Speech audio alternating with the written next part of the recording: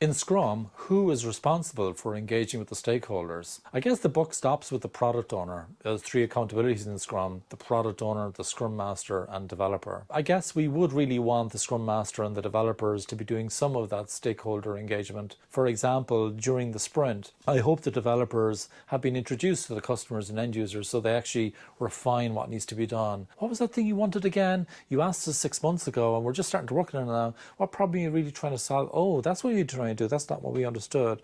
So trying to get a common understanding of what's required. So I would expect developers to be talking to customers and end users, and not the product owner kind of like to be in the proxy kind of conduit between the developers and the customers. The product owner is ultimately on the hook for customers, end users, but also compliance stakeholders, for example. Maybe there's some suppliers that you're interacting with. Maybe there's other teams that we depend on and we need to interact with those. And there's the whole organization, of course. But the Scrum Master can help with a lot of this. For example, a Scrum Master is a change agent and should be able to work with other teams and maybe negotiate ways of working with those other teams. They might not be working in a Scrum fashion, but we can't just arrive saying, we use Scrum, so you need to give us this tomorrow.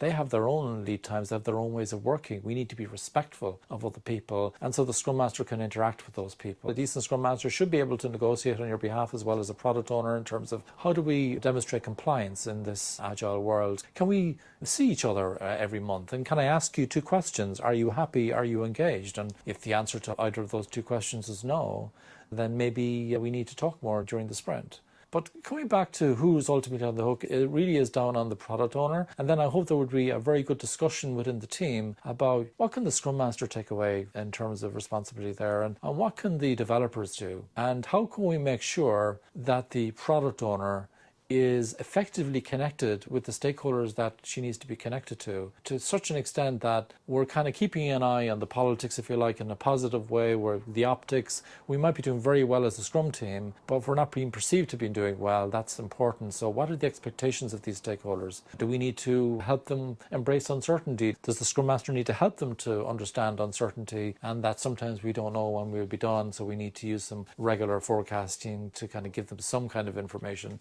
still saying we'll give you a better forecast next week. I think if there's one job I really want the product owner to be doing, is to be really connecting properly with stakeholders.